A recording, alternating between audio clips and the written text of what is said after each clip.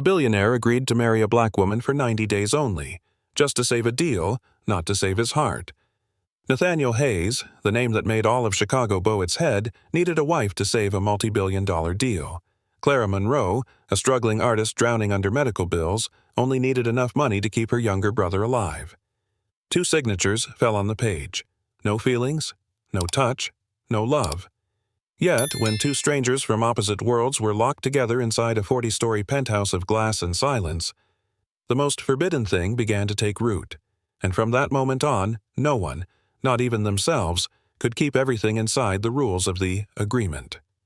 Don't forget to hit subscribe and share your thoughts. In this game, who will fall first, the man who has everything or the woman who has nothing left to lose? Nathaniel Hayes was Chicago's symbol of precision and dominance. At 40, he had built Hayes Global into one of America's most powerful real estate empires. But power came with its own predators, and today they sat across from him. 3 board directors, their words polished, their message brutal. "The Nakamuras are traditional," one said evenly. "They value not only business strength, but family stability." Nathaniel's jaw tightened. Billions in potential revenue hung on their approval. His company's expansion into Asia, years in the making, was at risk. And all because he had nothing to show but solitude. No wife, no children, no evidence of permanence. He dismissed it at first, but the truth clawed deeper the longer he sat in silence. The Nakamuras had made their position clear. A man who could not keep a family could not be trusted to steward a partnership. That night, Nathaniel stood in his penthouse with the city glittering below. His glass walls reflected everything he had built: money, steel, reputation. But they also reflected his weakness. His empire, billions strong, could collapse because he had no one waiting when the lights went out. And so, with the ruthlessness of a dealmaker, Nathaniel resolved on a solution. A wife, not chosen by love, but by necessity. 90 days to prove stability. 90 days to protect his life's work. Across the city, Clara Monroe lived a life Nathaniel could never imagine. In a small Wicker Park apartment, she sat hunched over her old laptop, staring at another bill marked overdue in red. Her fingers trembled, not from fear for herself, but for Aaron, her younger brother, lying weak in the next room. Aaron's illness consumed everything: hospital visits, prescriptions, treatments not covered by insurance. Their mother worked double shifts as a nurse, her face lined with exhaustion. Clara had put her dreams aside long ago, dropping out of college to carry the weight of the family. Her sketchbooks filled with half-finished drawings were shoved into a corner. Once she had wanted to be an illustrator, to create stories full of color and light. Now her reality was gray. Food in the fridge was scarce. Hope was scarcer. At 25, Clara had never been in love. She had never known the safety of a man's arms, never felt chosen. Life had been survival, nothing more. She carried herself with quiet strength, but beneath it lived a deep ache. A longing not just for romance, but for relief. Relief from struggle, from fear, from watching Aaron's life slip away one unpaid bill at a time. Chicago sparkled like a jewel at night. Towers of glass and steel lit up the horizon, symbols of wealth and ambition. From the 40th floor of Nathaniel's penthouse, the city looked endless, untouchable, his kingdom spread below. Every window reflected success. Every wall echoed silence. Miles away, in a cramped walk-up, Clara washed dishes in a sink stained from years of use. The hum of the refrigerator was louder than her own heartbeat. Outside, the sounds of the neighborhood, sirens, arguments, laughter in the street, filled the thin walls. For her, life was measured not in towers but in overdue notices. Nathaniel's nights ended with contracts and expensive scotch. Clara's ended with medication schedules and whispered prayers over Aaron's fragile body. One man fought to protect a billion-dollar deal. One woman fought for her brother's right to live. They breathed the same Chicago air but lived in different worlds. His world overflowed with money and power but was empty of love. Hers was starved of money but overflowing with sacrifice. 2 lives, 2 battles. Neither knew that soon their paths would collide, and when they did, both the empire and the fragile apartment would never be the same again. Sophia Hayes knew her brother better than anyone. She had seen him build walls so high that no one could climb them, but she also saw the fear behind his steel-gray eyes when the merger was threatened. She worried for him, for the man who had everything and yet lived like he had nothing. Sophia also knew Clara Monroe. Years ago, they had been roommates in college before Clara left to care for her family. Their lives had split apart, but Sophia never forgot her friend's resilience. Clara was strong, honest, and unshakably loyal, qualities her brother desperately needed, even if he would never admit it. One afternoon, Sophia sat at her desk and stared at two phone numbers. Nathaniel's, filled with pride and distance. Clara's, marked with struggle and hope.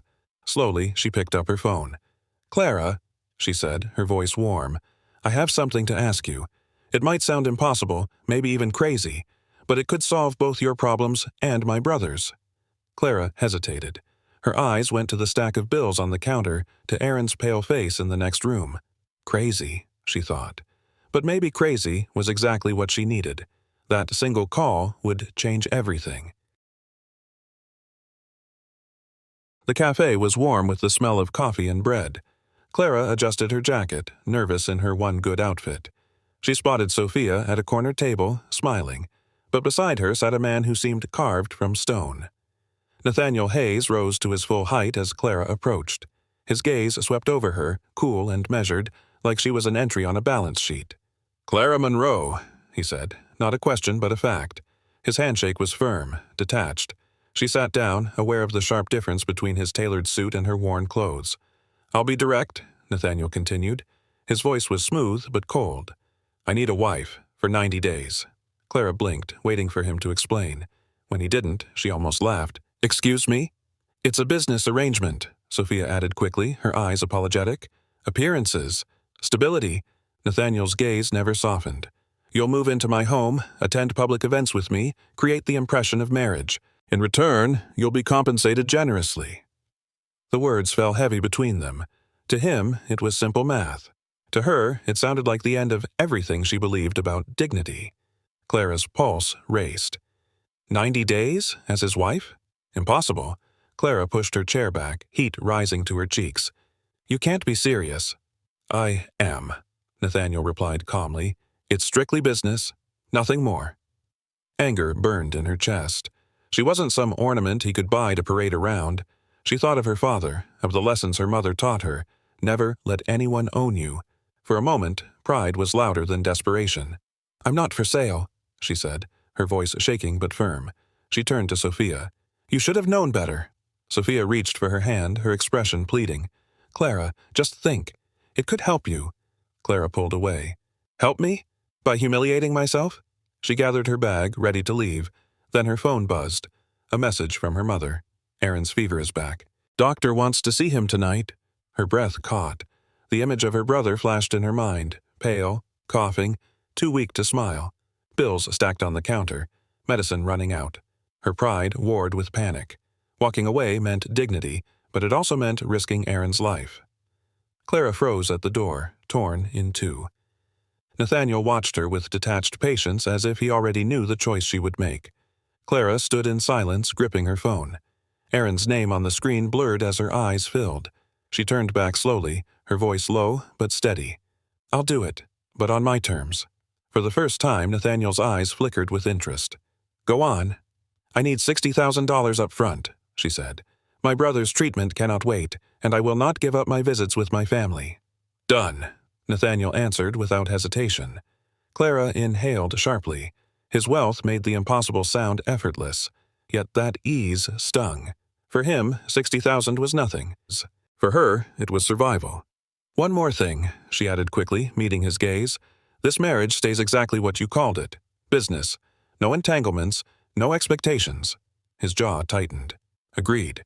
My lawyers will prepare the contract." Clara sat down again, trembling inside. The words had been spoken. The deal was sealed. Her freedom was slipping through her fingers, but Aaron's chance at life had been bought. Sophia reached across the table, her hand warm over Clara's. "You're doing the right thing." Clara wasn't sure. All she knew was that she had just traded 90 days of herself for her brother's next breath. The courthouse was gray, steel, and silent. Nathaniel wore a charcoal suit, flawless as always. Clara wore a plain white dress bought on clearance, the hem slightly too short. No flowers, no music, no family. Only Sophia standing as witness, her smile tight with unease. The judge read the vows like a list, his voice echoing off bare walls. Clara's hands trembled as she repeated words she didn't believe. Nathaniel's tone was flat, businesslike. When the judge paused, waiting for a kiss, Nathaniel only took Clara's hand and gave it a firm squeeze. "Congratulations," the judge muttered, clearly puzzled. Outside, Clara looked at the man beside her, her new husband. He was already checking his watch. "I have a meeting in 30 minutes. The movers will have your belongings delivered to the penthouse. Sophia will take you there." "That's it?" she asked softly. "That's all that's required," Nathaniel said, stepping into a waiting car. As the vehicle pulled away, Clara stood on the courthouse steps in the cold wind. Married, but not chosen. Bound, but not loved. The ring on her finger felt heavy, not from gold, but from the weight of what she had agreed to. The elevator doors opened directly into Nathaniel's penthouse. Clara stepped inside and froze. Walls of glass revealed the entire skyline, glittering like a different universe. The living room stretched wider than her entire apartment. Every surface gleamed in shades of black, gray, and silver. Sophia smiled gently. "This is your home now." Home. The word rang hollow. Clara's home had peeling paint and cracked floors. This space felt like a museum. Cold. Perfect. Empty. Sophia guided her down the hall. "Nathaniel arranged a separate room for you. He thought you'd prefer privacy." Clara nodded, relieved. In the guest suite, she found her clothes already hung in a vast walk-in closet. Her sketchbooks lay neatly stacked on a desk facing the skyline. The contrast made her throat tighten. Her worn belongings looked lost among all this luxury. A knock came at the door. An older woman with silver hair smiled warmly. "I'm Mrs. Winters. I manage the household. Dinner is ready whenever you wish." Clara thanked her quietly. When she was alone again, she wandered to the window. The city sparkled below, but she had never felt smaller. 90 days in this palace. 90 days as a stranger in a stranger's world. The first nights in the penthouse felt like a contract made visible. Nathaniel retreated to the master suite at the end of the hall, while Clara kept to the guest room. The distance was deliberate. Doors closed, voices low, meals taken at separate times. Clara lay awake, staring at the ceiling, listening to the faint hum of the city beyond the glass. The silence pressed heavy as if the walls themselves reminded her she did not belong. She tried to sketch, but every line came out stiff, her hand uncertain. Nathaniel, in his own room, sat with a glass of whiskey untouched on the table. His schedule was as rigid as ever. Meetings, calls, numbers. Yet for the first time the quiet of his penthouse unsettled him. There was another presence now, and he could not ignore it. They crossed paths in the mornings with polite nods. "Coffee?" he asked once without looking up from the paper. "Thank you," she replied, her tone neutral. Neither pushed further. The arrangement was working exactly as designed. Efficient, distant, without complication. And yet, beneath the surface, a thin line of tension stretched between them. Something unsaid. Something neither wanted to admit was already there. A week later, Nathaniel requested Clara join him for dinner. The table was long, set with silverware that gleamed under chandelier light.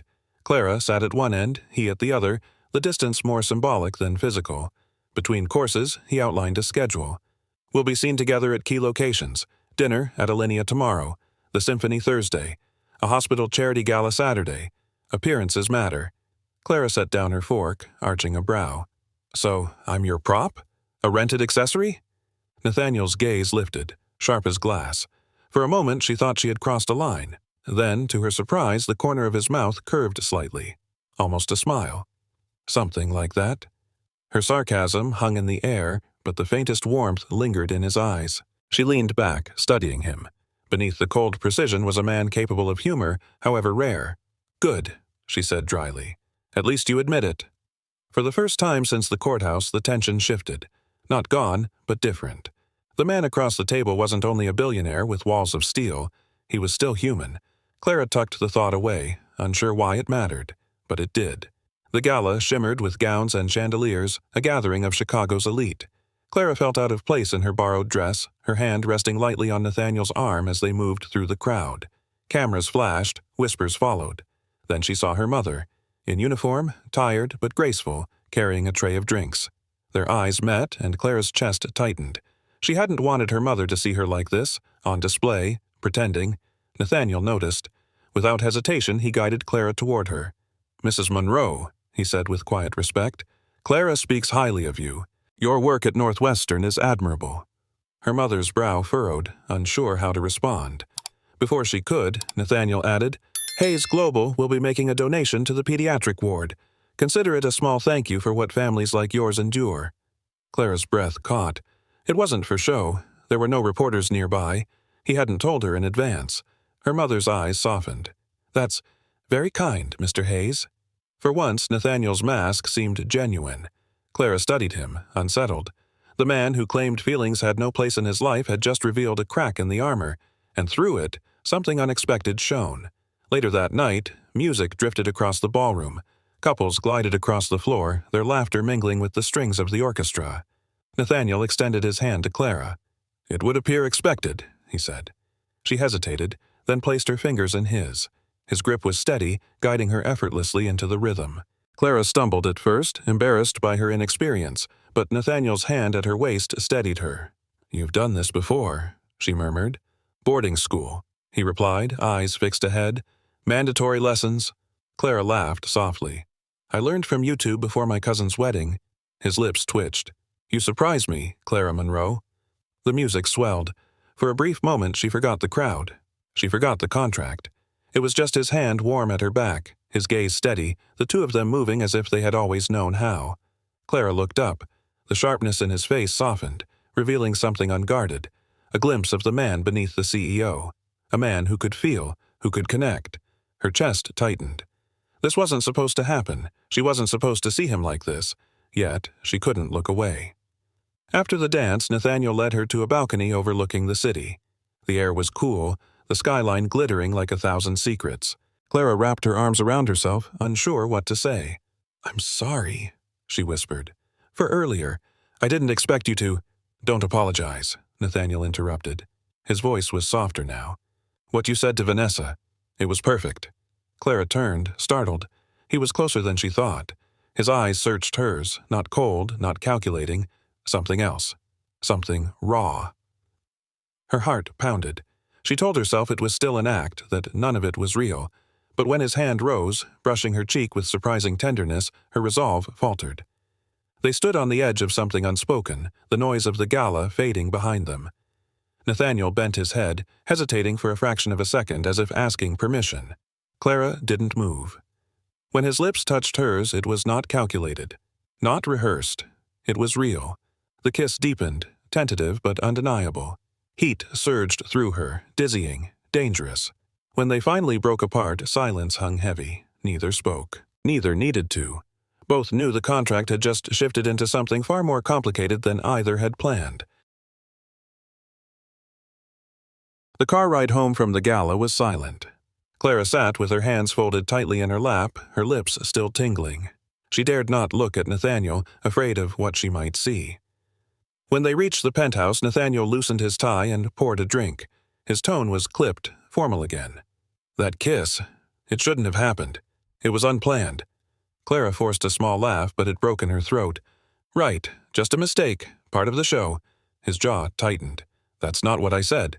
"But that's what you meant," she whispered. The ache spread through her chest. She had let herself believe, for a moment, that he wanted her, but she was only a contract, a temporary arrangement.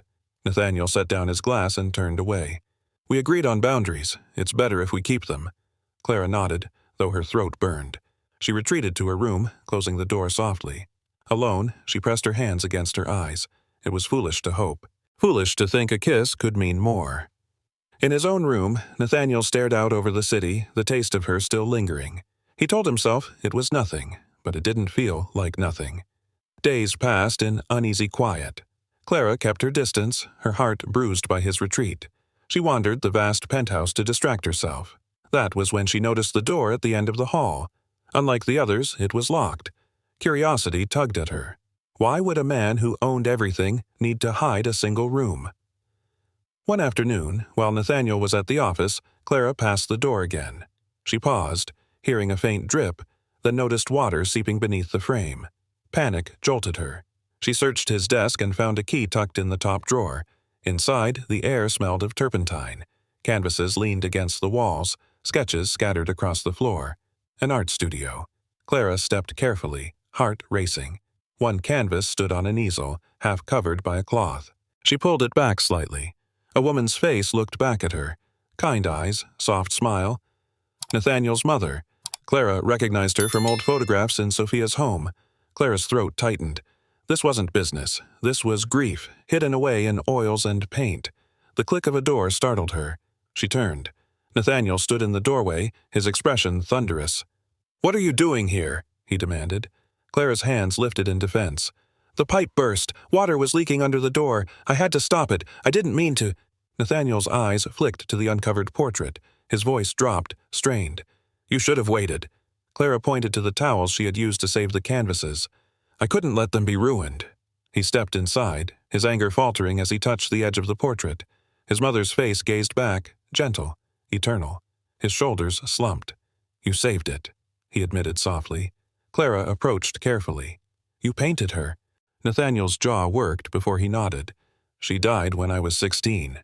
Painting her is the only way I can remember what she felt like. Warm. Alive." Clara swallowed hard. "I lost my father when I was 19. Nothing fills the space. It just stays." Their eyes met, a fragile understanding passing between them. No contracts, no pretense, just two people bound by loss too deep to erase. For a moment, the walls Nathaniel had built cracked open. Clara saw the boy behind the empire, carrying grief alone for decades. Neither spoke further, but in the silence something shifted. Pain had built a bridge between them, and both had stepped onto it. The hospital charity gala was crowded with donors and polished smiles. Clara stood beside Nathaniel, his hand resting lightly at her back for appearances. She was beginning to breathe easier when she noticed a woman across the room. Tall, elegant, eyes sharp as knives. Vanessa. She swept forward, her perfume trailing, her smile sweet and cruel. "Nathaniel, darling," she purred, "aren't you going to introduce me to your wife?" Her pause was deliberate, dripping with mockery. Nathaniel's expression cooled. "Vanessa, this is Clara Monroe, my wife." Vanessa's gaze slid over Clara's simple gown, her eyes glinting. "How quaint. I didn't realize you had developed such charitable tastes." Heat flooded Clara's face. Every insecurity clawed to the surface.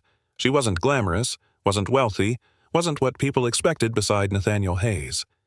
Vanessa leaned closer to Nathaniel, her smile sharp. "Enjoy it while it lasts. You never could resist a distraction." Clara's chest tightened. She had known this would happen, that people would see her as less. But hearing it aloud, from a woman so polished and confident, cut deeper than she expected. Nathaniel's jaw flexed, his eyes dark. But before he could speak, Clara took a slow breath and straightened her shoulders.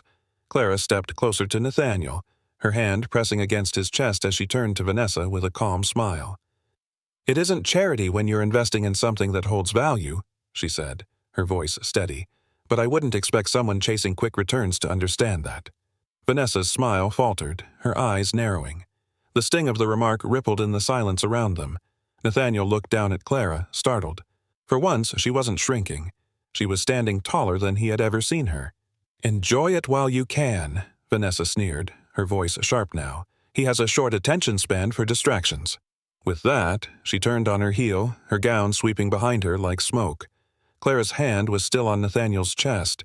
She felt the rapid beat of his heart beneath her palm. Slowly, she looked up.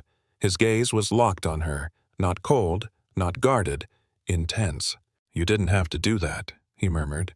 "Maybe I did," she replied quietly. For the first time, Nathaniel's lips curved in something close to awe. Clara had defended herself, and him, and in that moment the balance between them shifted. She was no longer only a contract. She was becoming impossible to ignore. One morning, Clara walked toward Nathaniel's study, eager to share good news. Aaron's new treatment was showing signs of success. She paused at the door when she heard his voice, low and tense. "This isn't the time, Vanessa," he said. His words were clipped, firm. Clara froze. Vanessa's name cut through her like glass. She leaned closer, hearing fragments. "I can't deny that," Nathaniel said after a pause. "But it doesn't change anything." Clara's heart clenched. Couldn't deny what? That he still cared? That their kiss meant nothing compared to the woman who came before? She backed away, her chest burning. He had promised boundaries.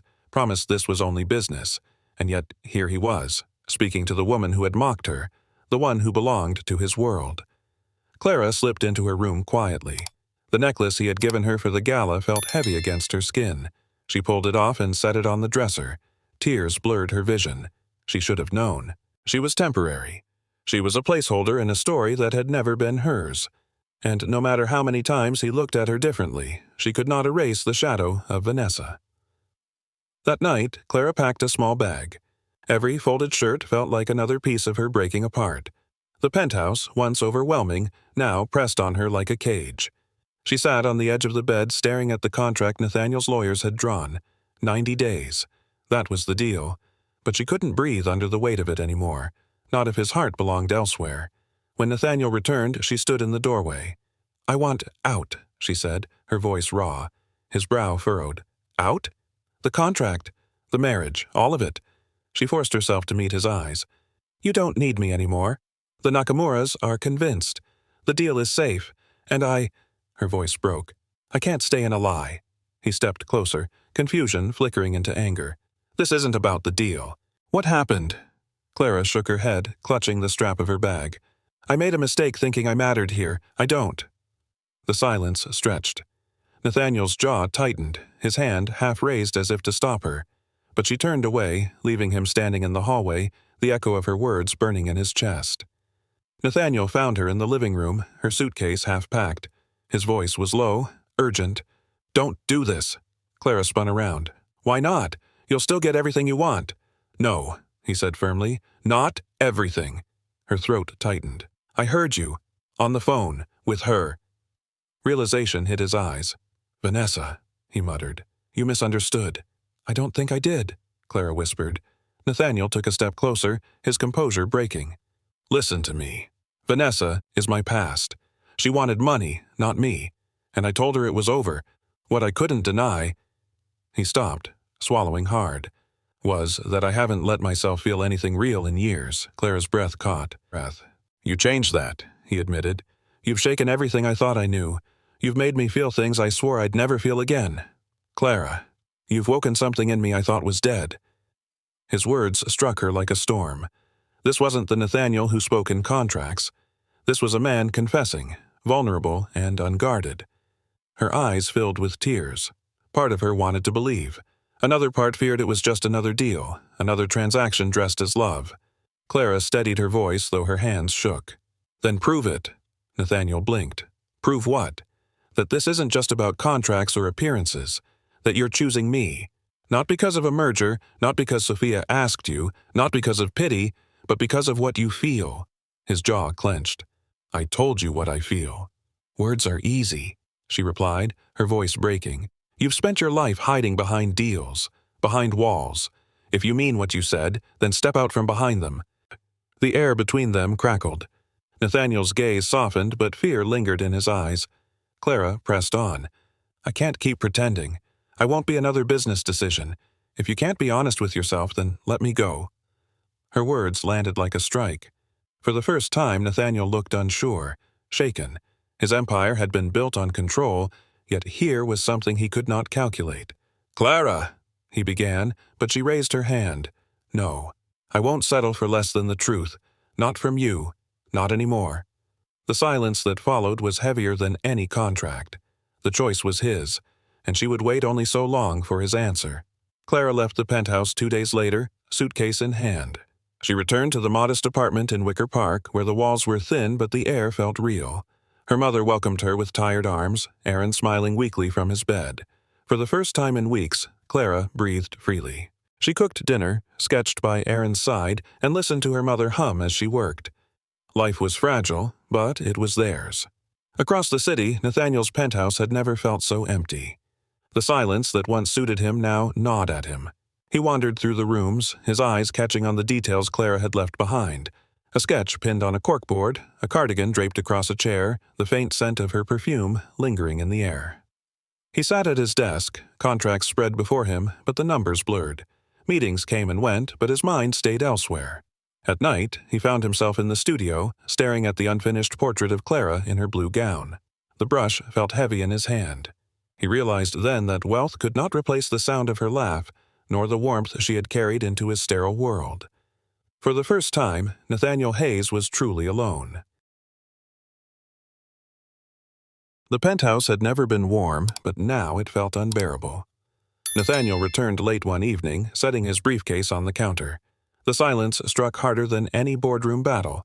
No laughter, no quiet footsteps in the hall, only the echo of absence. He walked through the rooms, drawn to the small things Clara had left behind. A sketch of the skyline pinned above her desk, a hair tie forgotten on the coffee table. The guest room smelled faintly of her lotion, floral and soft. Nathaniel paused at the balcony. The city glittered below, but he saw only the memory of her standing there in her blue gown, eyes wide at the view. His chest tightened. He could still feel the ghost of her hand on his arm, still hear her laugh when she teased him. For years, emptiness had been his refuge. Now it was unbearable. He thought of Clara's voice, her quiet strength, the way she had defended him without hesitation. The empire he had built stood unshaken, yet he felt hollow. The truth settled in, sharp and undeniable. He missed her. Not as a contract, not as a convenience. He missed Clara Monroe as if she were the only thing that made the city alive. The studio called to him. Nathaniel stepped inside, switching on the lamp. The unfinished portrait of Clara waited on the easel. Her image in the midnight blue gown, looking out over the balcony, was frozen in time. He picked up a brush. His hand trembled at first, but then the strokes came steady. He painted the exact shade of her eyes, the soft curve of her lips, the quiet fire in her expression. Hours slipped by unnoticed. When he stepped back, breath caught in his chest. The canvas was no longer just paint. It was Clara. Not only her beauty, but the warmth she carried into every room, the strength that kept her family alive, the way she made his carefully built world feel human again. Nathaniel sat, staring at the portrait.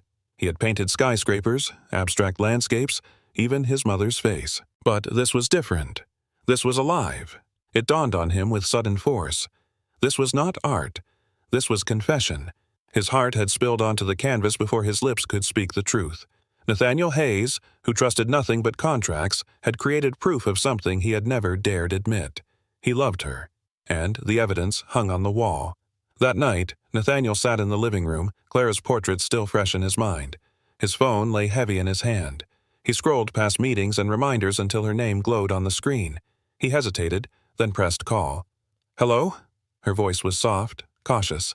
Nathaniel closed his eyes, the sound washing over him. "It's me," he said quietly. Clara paused. "Is everything all right?" "Yes," he admitted. "I just wanted to hear your voice." Silence lingered. Then a small breath escaped her. "You sound tired." "Maybe I am," he confessed. "But this helps." And they talked for an hour, not about contracts or obligations, but about Erin's progress, her latest sketches, the small details of her days. Nathaniel listened, storing every word. He found himself smiling when she laughed, his chest loosening in a way it hadn't in weeks. When they finally said goodnight, he lingered on the line, unwilling to let go. After she hung up, Nathaniel sat in the dark, phone still in his hand. For years, silence had been his comfort. Now, a single voice had replaced it, and he knew, with a certainty that shook him, he didn't want to go back to silence again. The next evening, Nathaniel met Sophia for dinner. She studied him across the table, brows raised. "You look different. Softer. What happened?" Nathaniel swirled the wine in his glass, struggling for words. He had spent a lifetime hiding behind precision, but now the truth pressed too heavily to ignore. "I painted her," he said finally. "Clara?" Sophia asked, eyes brightening. He nodded. "I couldn't stop, and when I finished, I realized something." Sophia leaned forward. "What did you realize?" Nathaniel exhaled slowly, as if surrendering. "I love her. Not as a contract, not as part of this merger. I love her." Sophia's smile was immediate, relief flooding her face. "I knew it. I saw it the moment you two stood together." Nathaniel shook his head, a rare vulnerability in his eyes. "I don't know how to do this. To be what she deserves. To let someone in." "Then learn," Sophia said gently. "Clara doesn't want perfect. She wants real. And you, Nathaniel, are finally real with her."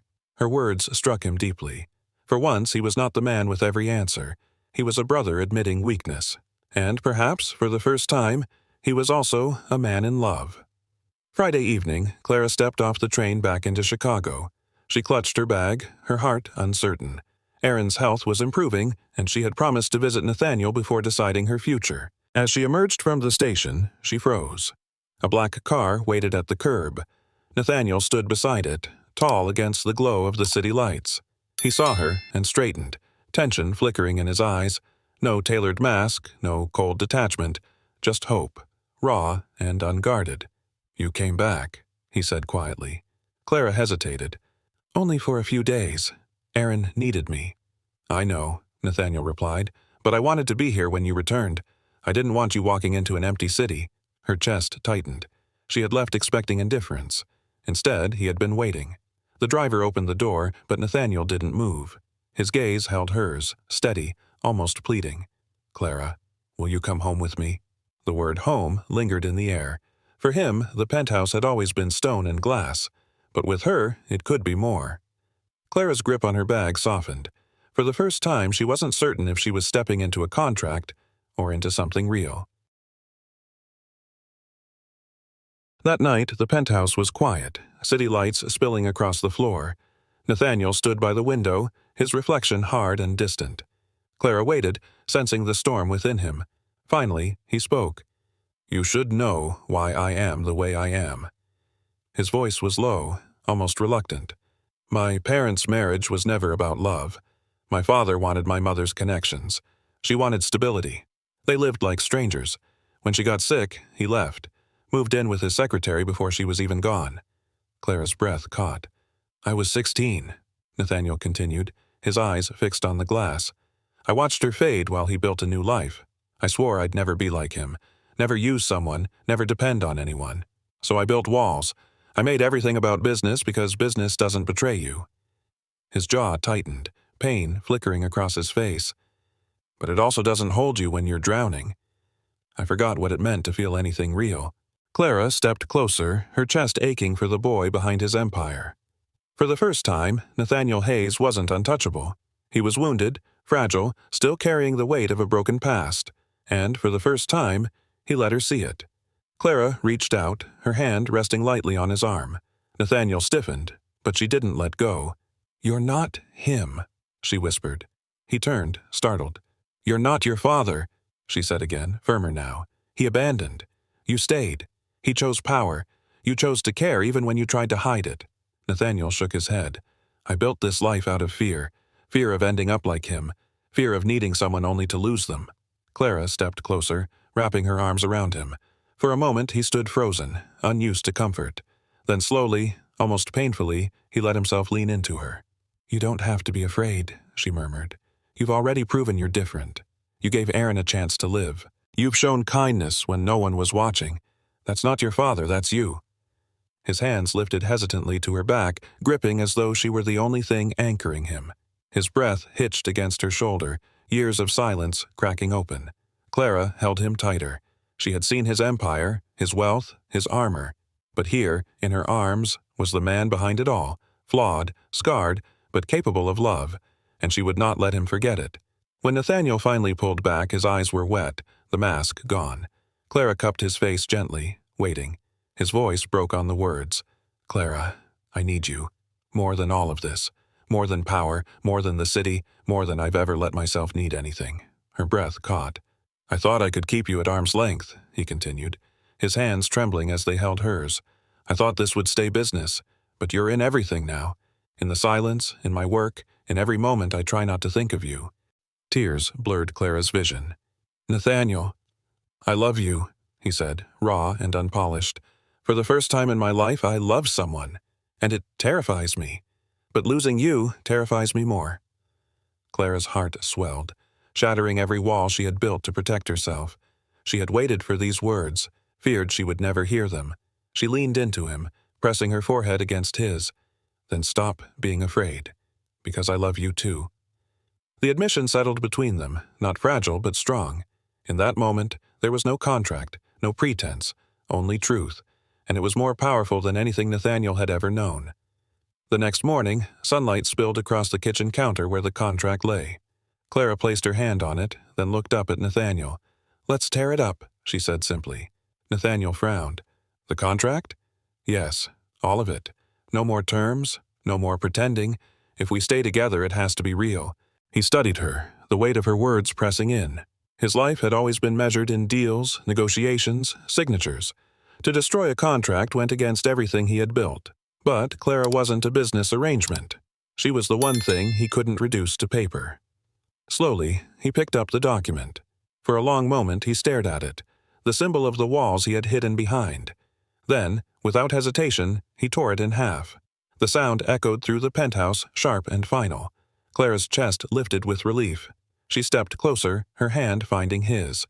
"Now it's just us," she whispered. Nathaniel pulled her into his arms, breathing her in like air. For the first time he was free, not from obligation, but from the chains of his own fear, and freedom had never felt more like love. A week later, Nathaniel asked Clara to meet him at Harper's Diner, the place where she had once worked to buy her paints. The diner was unchanged. Vinyl booths, the smell of coffee, the sound of plates clattering. But tonight, it held something new. Her mother and Aaron were there, Sophia too, gathered at a corner booth. Clara looked around, bewildered. "What is this?" Nathaniel stood, reaching into his pocket. The diner lights dimmed, soft music playing through old speakers. He stepped toward her, a small velvet box in his hand. "Clara Monroe," he began, his voice steady but full of feeling. "90 days ago, I asked you to marry me for all the wrong reasons. I thought it was a transaction. I thought love was impossible for me." He opened the box, revealing a ring with a deep emerald encircled by diamonds. Clara gasped. She recognized it instantly. "My mother left this for me," Nathaniel said softly, "for when I found the one who felt like home.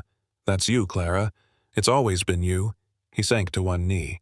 "Clara Monroe, will you marry me, for real this time?" Tears streamed down her cheeks as she whispered, "Yes." The diner erupted in applause, but Clara heard only his voice, steady, certain, forever. Spring sunlight streamed through the glass walls of the Chicago Botanical Garden. Rows of white chairs lined the path, flowers blooming in every shade. Family and friends gathered, their faces bright with joy. Clara walked down the aisle in a gown of soft lace, her hand steady in her mother's. Aaron stood at the front, smiling proudly, stronger than he had been in months. Sophia wiped at her eyes, her brother's happiness finally real. Nathaniel waited beneath an arch of roses, not in a tailored mask, but in truth. His eyes never left Clara as she approached. When her hand slid into his, the world quieted. The vows were simple, but each word carried weight. "You found me when I wasn't looking," Nathaniel said, his voice breaking.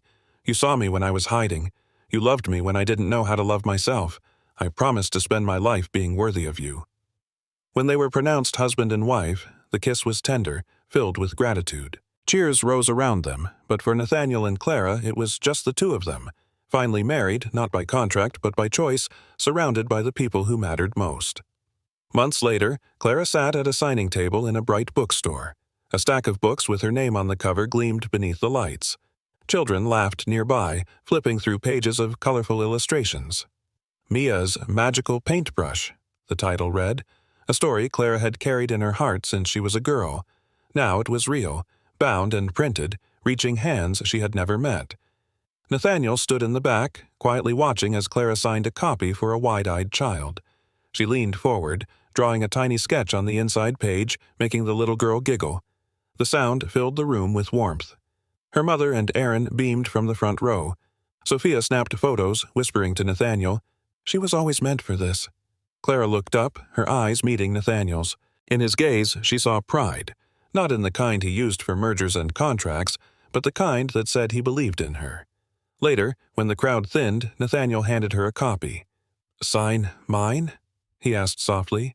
She laughed, writing, "To the man who gave me the courage to dream again." It wasn't just success, it was fulfillment, and it was theirs to share. The nursery smelled faintly of fresh paint and baby powder. Sunlight spilled across the walls where murals of Clara's illustrations danced in color. Nathaniel knelt on the floor, instructions spread out as he wrestled with pieces of a crib. "This piece goes here," he muttered, frowning at the diagram. The screwdriver slipped, clattering to the floor. Clara, her belly round beneath a loose dress, laughed from the doorway. "The great Nathaniel Hayes," she teased, "undone by baby furniture?" He looked up, grinning despite himself. "Contracts, mergers, billion-dollar deals, I can handle those. This, apparently, is my downfall. Clara waddled closer, lowering herself carefully beside him. She placed her hand over his, guiding the piece into place. See? Not so difficult when you let someone help. He kissed her temple. I'm learning. The crib finally stood upright, a little wobbly, but complete. Nathaniel sat back, pulling Clara into his arms with careful tenderness. He rested a hand on her belly just as the baby kicked. She's strong, he said proudly. Like her father, Clara replied. He shook his head, pressing his forehead to hers. Like her mother. In that moment, the empire meant nothing. Family meant everything. Their future was beginning. The house was quiet late one evening. Clara rocked gently in a chair by the nursery window, humming softly as she rested her hands on her belly. Nathaniel stood in the doorway, watching her with a look she had never seen on his face before, pure, unguarded devotion. He stepped closer, kneeling beside her. His hand covered hers, feeling the steady kick beneath. Clara, he said softly, his voice trembling with sincerity, I love you. Not as part of any deal, not with terms, not with conditions. Her eyes filled with tears. I love you because you've made this life mean something more than power, more than money. You've given me a home, a family, a reason to wake up and fight for more than numbers on a page. Clara leaned down, brushing her lips against his. And I love you, not for what you have, but for who you've become. Nathaniel rested his head in her lap, her fingers threading through his hair. The city glittered outside, but it was no longer his empire that defined him. It was her. It was them. For the first time, love wasn't something he feared. It was everything he needed, and everything he would never let go. Their story was not born in romance. It began as a contract, a cold exchange of needs. But in the cracks of that arrangement, something unshakable grew. Nathaniel had money, power, the city itself at his feet. But none of it mattered until Clara taught him what truly heals the heart. Not success, not control, but love, raw and unconditional. Clara had lived her life for others, her mother, her brother, her family. She never thought her own dreams could survive, yet love gave her the strength to reach for them, to find her voice, to build the life she once thought was out of reach. Together, they discovered that money can buy security. Fame can open doors, but only love and family can turn an empty house into a home and a wounded heart into something whole again. So the question is, do you believe? Do you believe that true happiness can come even when it seems too late? If this story touched you, if it made you remember the power of love over fear, subscribe to this channel. Stay with us as we continue to share journeys of heartbreak, healing, and hope. Because sometimes the greatest love stories begin where you least expect them.